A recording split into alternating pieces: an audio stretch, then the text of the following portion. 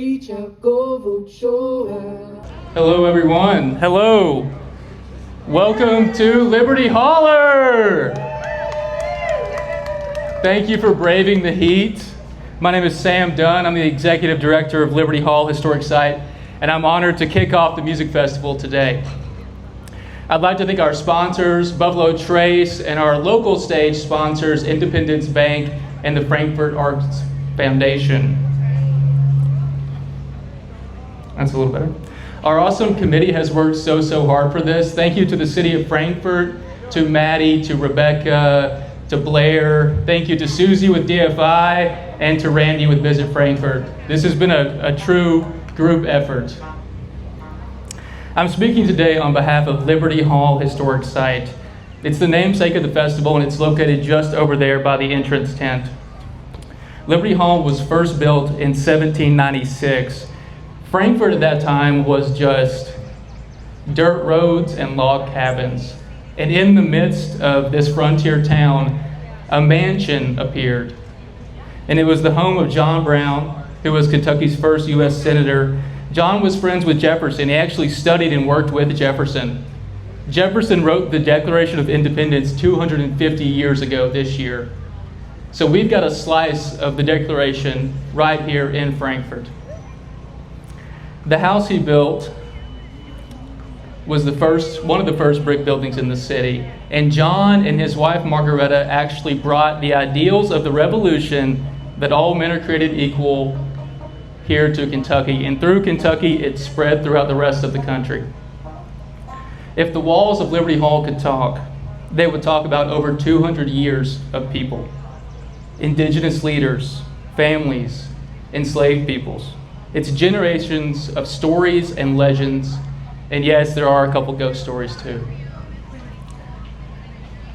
For over 2 centuries, Liberty Hall and Frankfort have played a pivotal role in local and national history.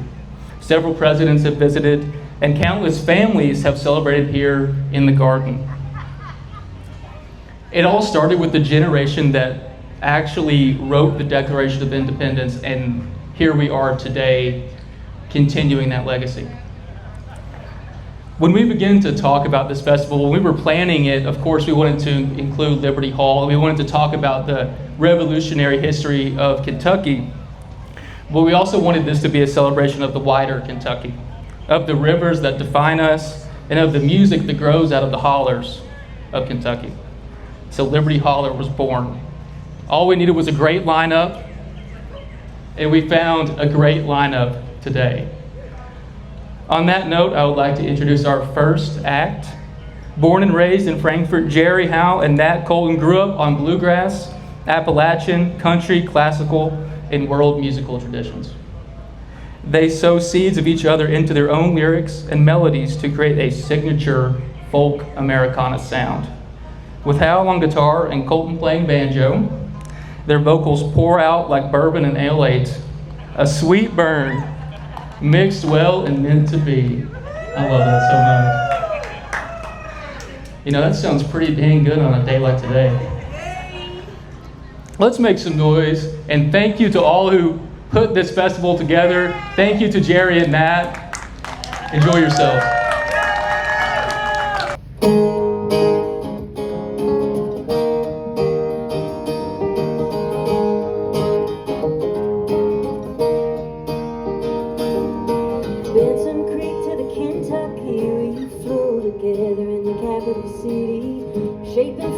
Generations to come, speak up, reach out from your neighbor to City Hall.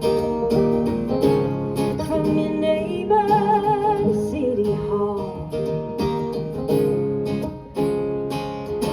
To make change it takes all of us, the commissioners, and there are there because we vote. With the city manager, they run this town. Pick up trash, fix the roads, serving people is what it's about. Serving people is what it's all about. So come to a meeting, make a comment. Your story could help the commission pass an ordinance that makes a change right here, right now. How we work together and be Frankfort civic proud. Frankfort civic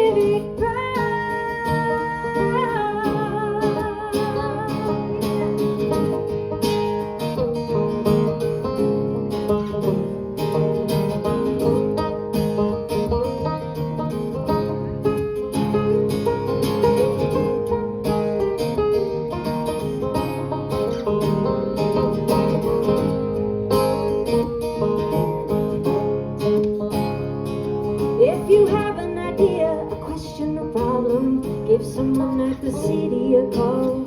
Local government needs your voice. We all have the power. How we use it is a choice. How we use it's a choice. Speak up, preach up, go and show up.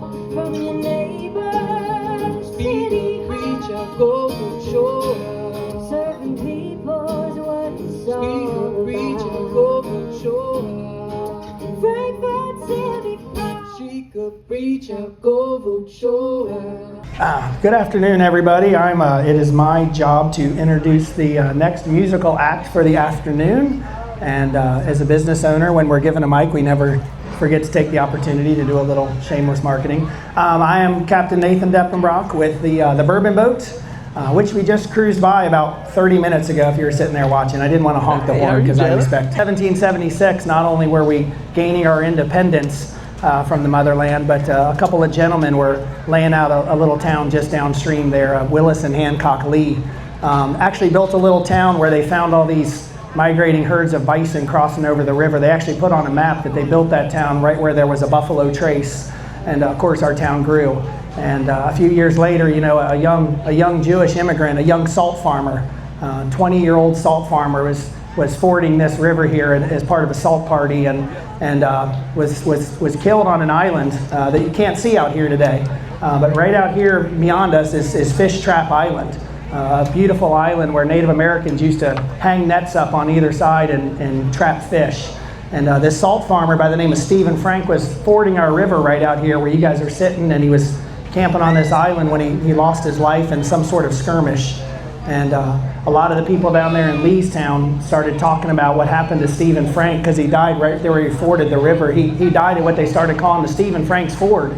And Stephen Franks Ford, if y'all are from Kentucky, you know we don't pronounce everything just right. Stephen Franks Ford said enough times became Frankfort. And the name kind of stuck. And a few years later, Revolutionary War General James Wilkinson starts to lay out our city grid in 1786 and commissions our town in October of that year. So Frankfort was born because of this S-curve on the river that you guys are getting to sit and see in the backdrop here today. So if you ever get the opportunity to come out with us on the river, if you don't own a boat, if you don't own a canoe or a kayak, if you don't own a boat, we would be honored to take you out on this river and teach you a little bit of the history of it. We love teaching bourbon history, Kentucky history. We're passionate about our waterways here in Kentucky. If you didn't know it and you're a Kentuckian, we have more miles of free-flowing stream bank than any other state in the United States except for Alaska. We've got lots of opportunities to get out and enjoy our rivers, enjoy them safely. I couldn't do this without putting a plug in. If you're going to canoe and kayak, wear your life jacket. That's definitely a smart thing to do. But we love the opportunity to get you out on the water and come see us sometime. So again, that's Canoe Kentucky and Kentucky River Tours. But that's not my job. That's not why I'm here today. I'm here to introduce our next musical group. So I'm introducing Violet in the Newsroom. So Violet in the Newsroom is an acoustic folk string band from central and eastern Kentucky, blending old-time fiddle tunes with country, folk, and indie influences. Featuring fiddle, bass, mountain dulcimer, and rich three-part harmonies, the trio delivers an engaging performance rooted in Kentucky's rich musical traditions. Formed at Morehead State University, Kentucky Center for Traditional Music, the band continues to share the distinctive sound at venues and festivals across the region. Thanks, so sir. if you guys Appreciate wouldn't it. mind to Thank you. join me and welcome out our next group, which is Violet in the Newsroom. Now I lie on my bed and I see your sweet face. The past I remember, time cannot erase. And the letter you wrote me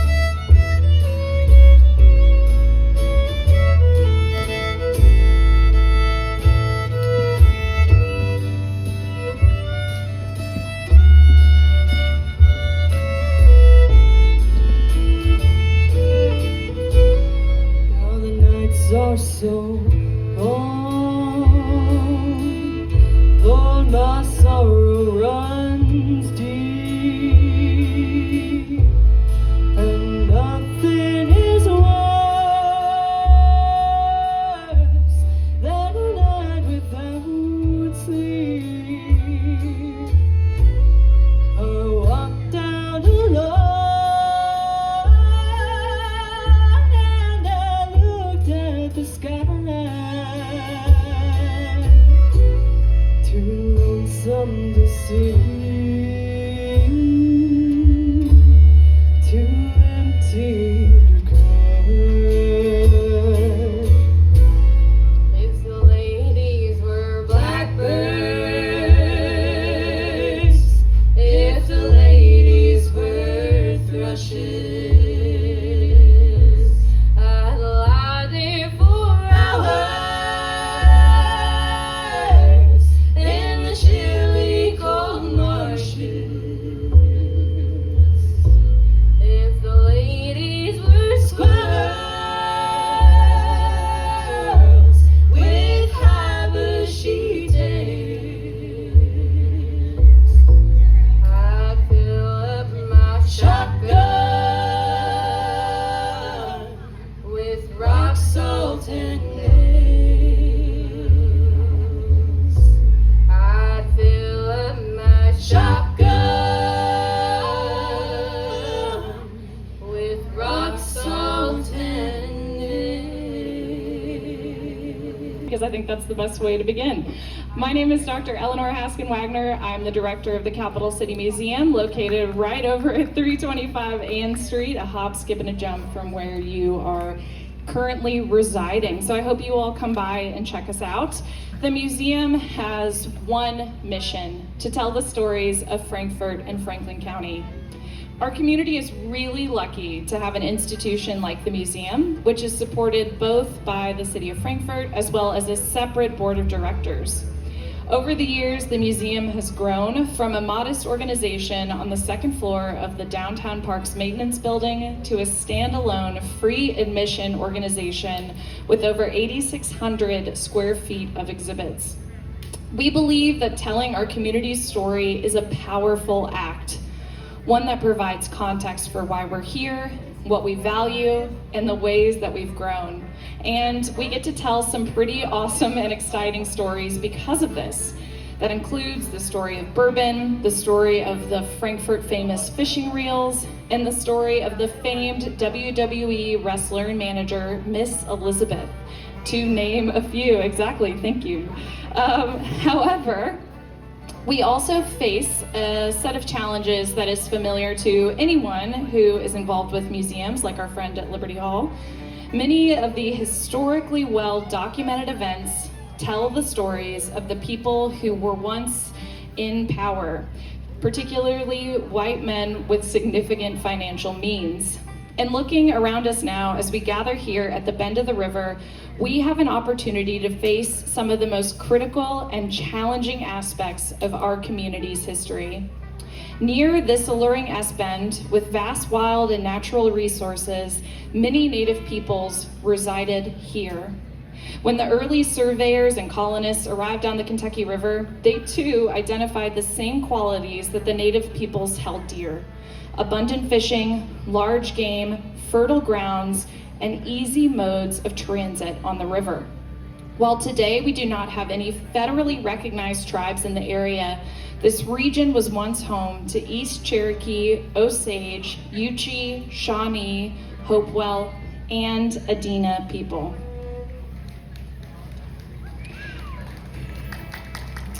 The early surveyors witnessed these native peoples utilizing the landscape to their advantage and began to emulate their practices. The Kentucky River, which is running behind me now, if you did not know that, was not always as deep as it is today. Before we had the locks and dams, the river was much more shallow, and an island called Fish Trap Island was centered right in the middle of the current. The name originated from early colonists and surveyors who witnessed native people fishing with large nets that extended from the island to the banks of the river. As colonists began to take over the landscape, tensions between the native peoples and new inhabitants rose. In fact, also behind me runs a road that we all know as Devil's Hollow. This name originates from the, quote, Red Devils, who would hide among the cliff faces to launch arrows at the colonists. In fact, one such instance is said to have led to our community's name. Stephen Frank, a colonist camping on the riverbank, was shot from the cliffside here at the ford that was once behind me. Over time, it became known as Frank's Ford and eventually Frankfort. Looking at our history, it is impossible to ignore the perspective which dominates many, many, many, many, many historical writings and publications. Native Americans were violent towards brave men and women who inhabit this land. We know with the context available to us now that this is much more complicated and nuanced than the portrayal that was historically accepted, which is why it is so important as we stand here today and reflect on the 250 years of American history to take into consideration those who came before us, the Indigenous people who taught us how to survive, how to adapt, and most importantly, how to live here. It is important that we honor our role in upending their lives and changing the landscape of their community. It is important that we name those who walked here before us and help ensure that they are safe, comfortable, and free to walk here again. The museum, along with the city of Frankfort, recognizes that this land is the traditional homelands of many Indigenous nations and continues to remain home to those who have historically been marginalized and subjugated. We are committed, both at the museum and throughout our community at large, to tell these stories in the ways that we can of the East Cherokee, Osage, Yuchi, Shawnee, Hopewell, and Adena people. Thank you all.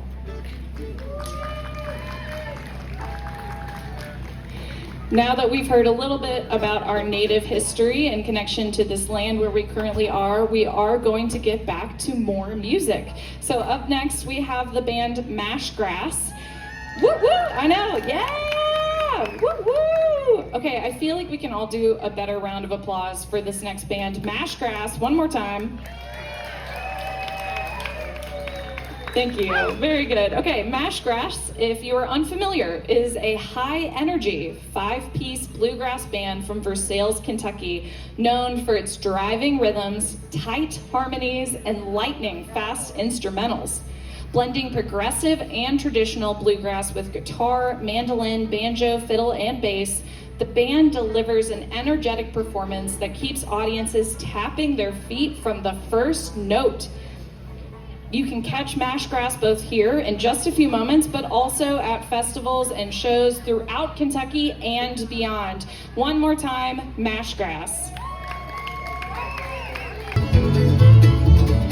Now little bitty land on the blossom, that big bee tastes honey. Poor man works in the coal fields and the rich man makes money. Oh, take me back to Tulsa, I'm too young to marry. Take me back to Tulsa, I'm too young to marry.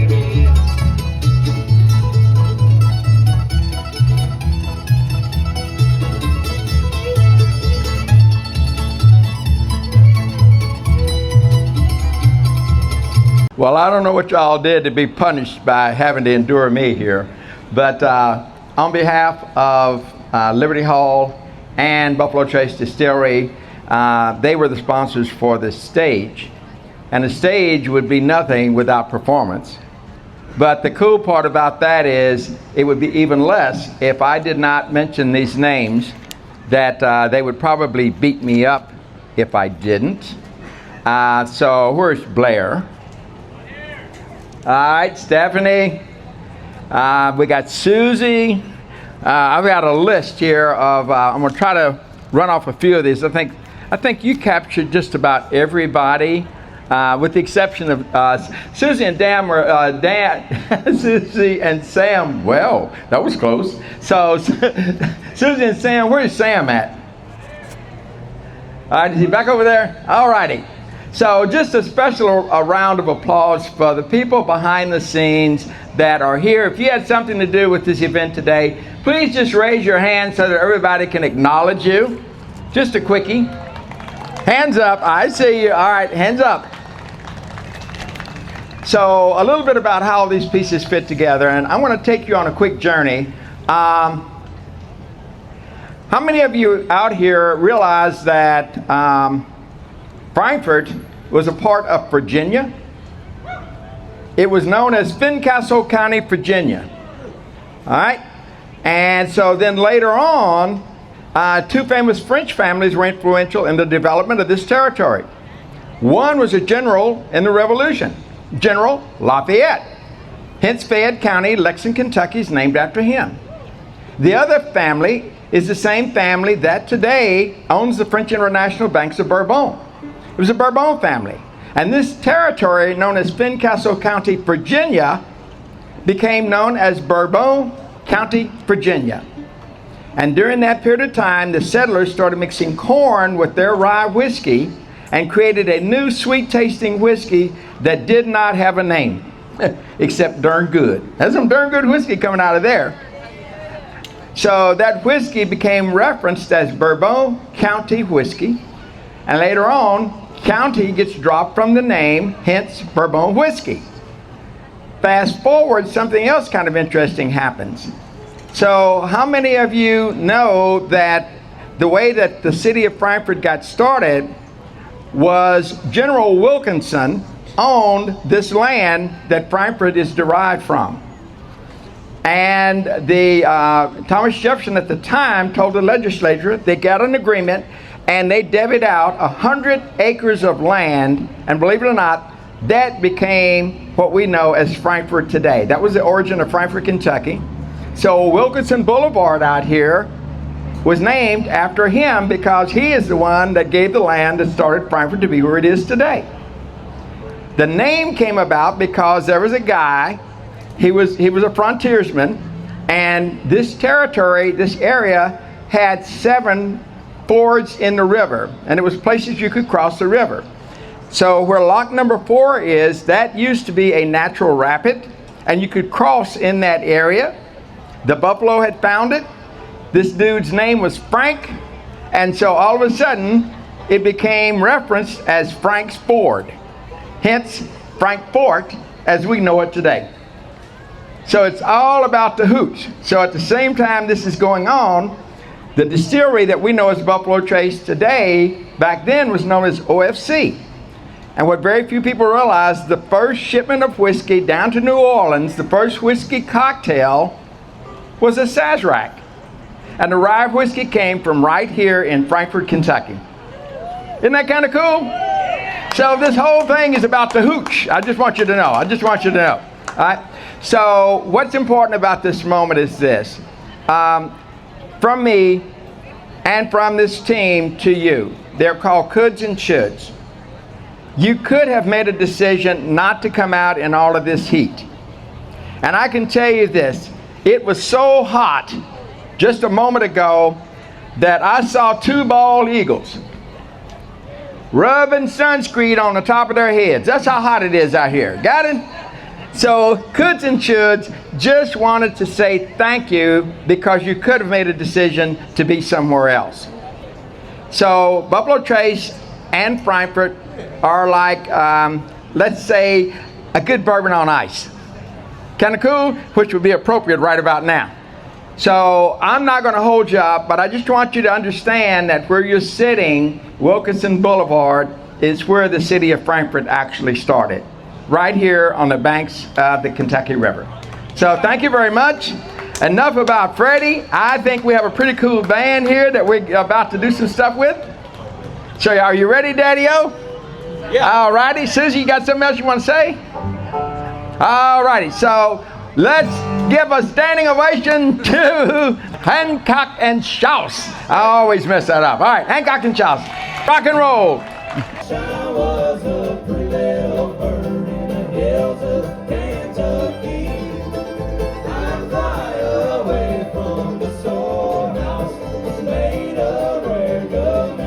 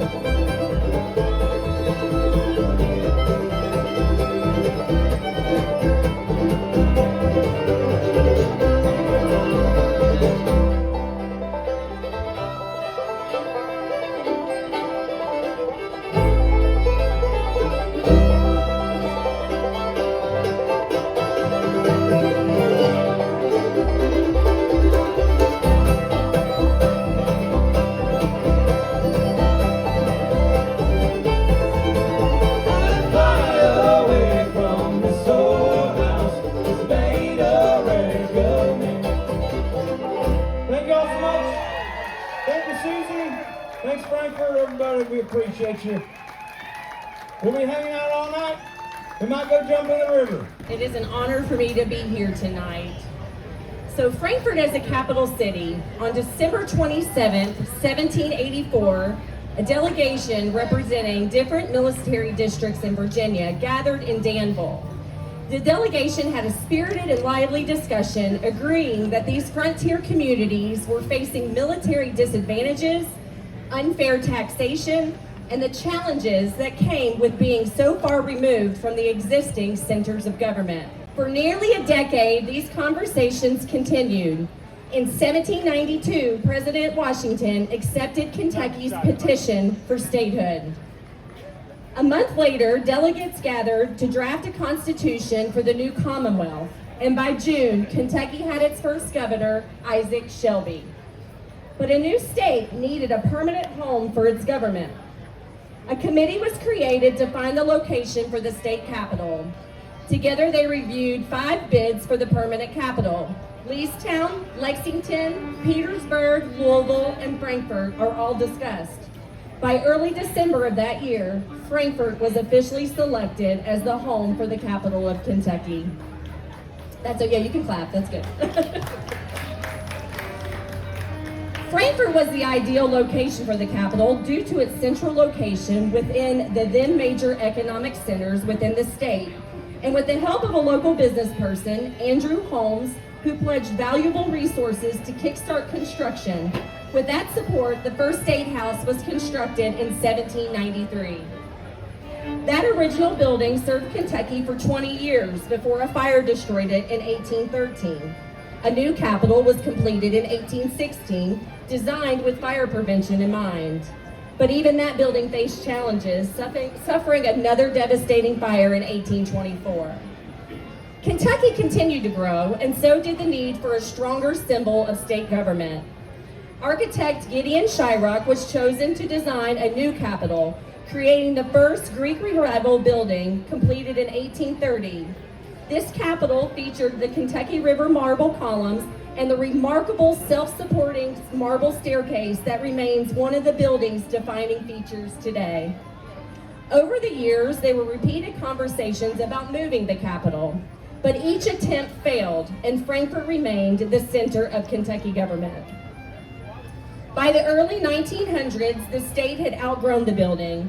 Legislators were meeting wherever space was available, including homes and taverns. And in 1904, funding was secured for a new capitol. An architect, Frank Mills Andrew, was selected to design what would become the building we know today. The site chosen was the Hunt property, located on a hill overlooking South Frankfort. In 1906, more than 20,000 people gathered for the laying of the cornerstone. The street was renamed Capitol Avenue, and a new chapter of Kentucky's history began. The building was completed in 1909 and officially dedicated in 1910. And in the century since its initial dedication, the Capitol building has stood proudly in South Frankfort.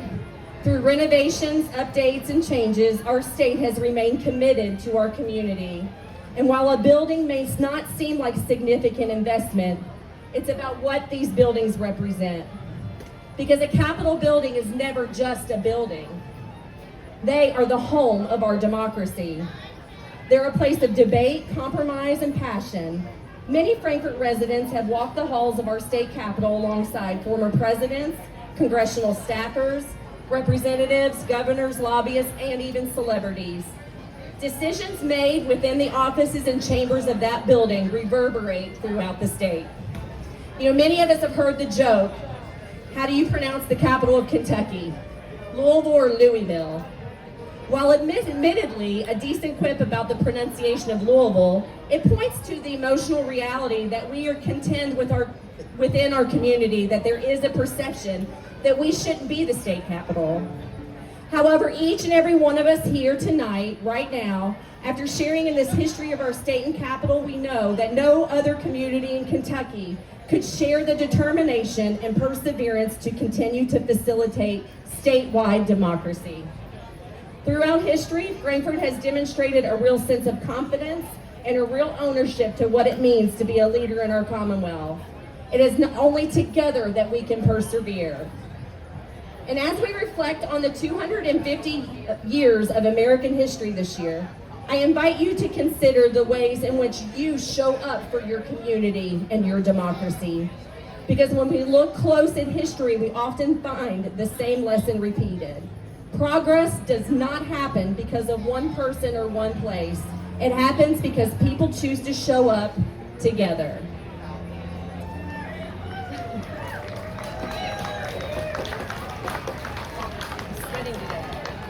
It is my honor tonight to introduce the local honeys.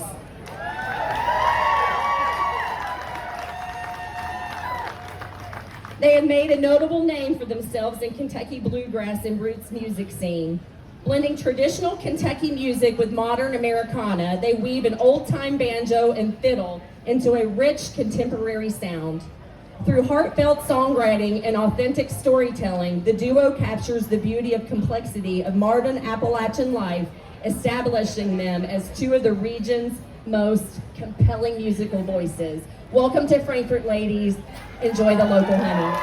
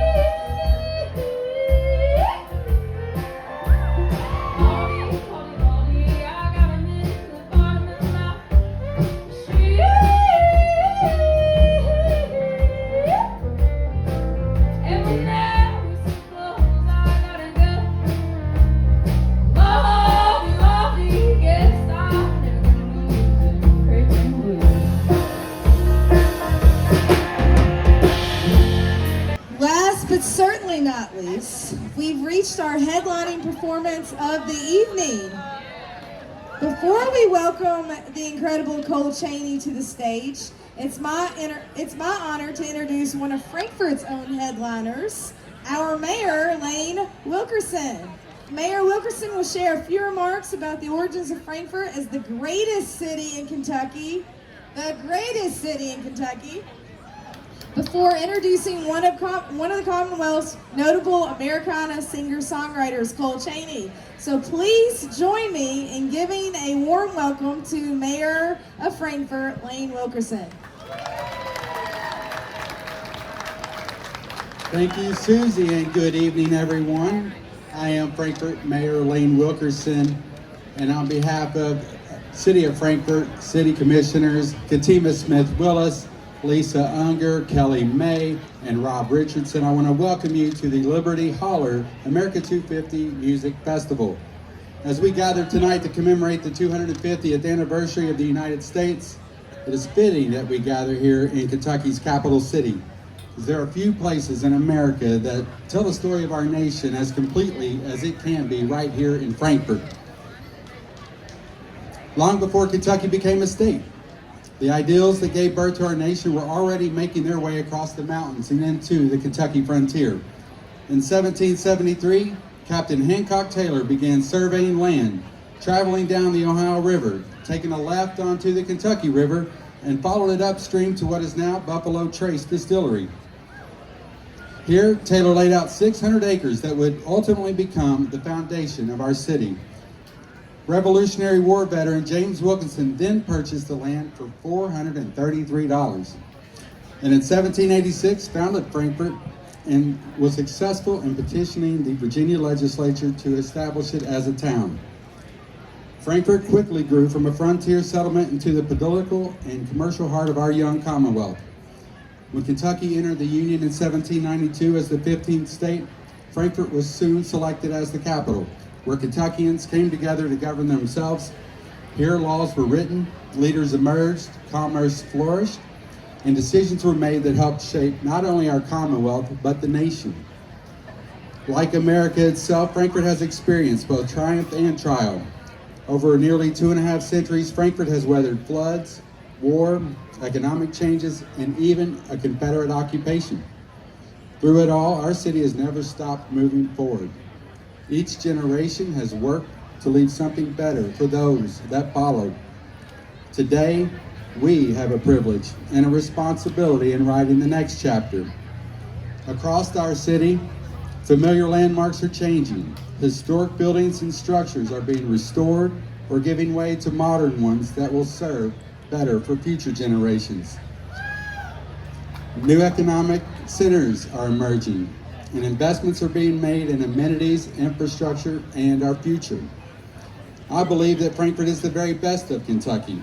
It is where our history, our culture, and our government all come together. Frankfort is Kentucky distilled. It embodies everything that makes the Commonwealth special, all in one spirited package. As the mayor of Frankfort, I'm proud to represent a community experience in this renewal. A capital city that is stronger, more vibrant, and more confident than at any point in its recent history. And I believe the same can be true for our country. Just like Frankfort, America has never been a finished project. It has always been a nation in the process of becoming. Every generation has faced uncertainty, every generation has debated the future, every generation has wondered whether change was good. And every generation has questioned whether America's best days were behind them. As we gather tonight to celebrate America's 250th anniversary, I choose to look forward with optimism. Because optimism settled Kentucky. Optimism built Frankfort. Optimism carried this nation through war, depression, natural disasters, and every challenge in between. And optimism will carry us into the future. During one of America's darkest hours, President Abraham Lincoln reminded the nation, the dogmas of the quiet past are inadequate to the stormy present. The occasion is piled high with difficulty, and we must rise with the occasion. Every generation has had its occasion, and this one is ours.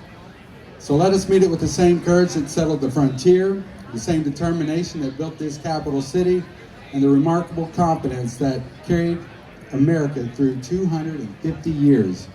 Because I believe the greatest days of Frankfort are not behind us. I believe the greatest days of America are not behind us. Let's all rise to the occasion with confidence that the best is yet to come. May God continue to bless the city of Frankfort, the Commonwealth of Kentucky, and these United States of America. I want to thank everybody for coming and joining us tonight for this milestone Independence Day celebration.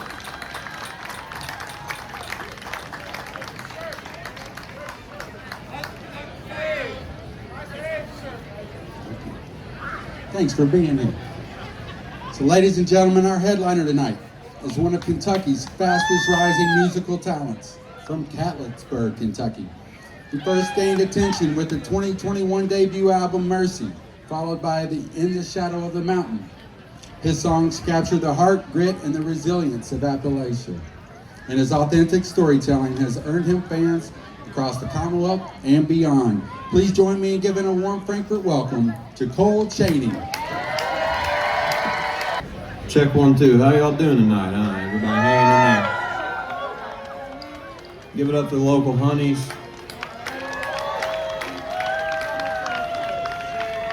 Great friends of ours, and we just not too long ago got back from a tour through the Northeast with the honeys, and that was one of the highlights of probably my career, just and maybe my life, but for sure this year.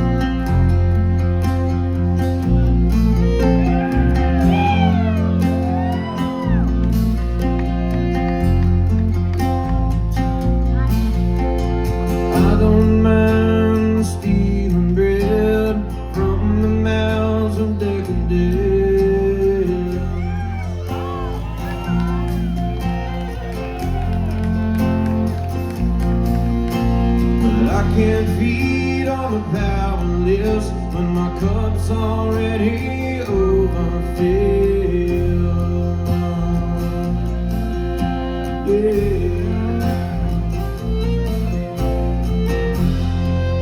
But it's on the table, the mouths are open. And it's on the table, the mouths are choking.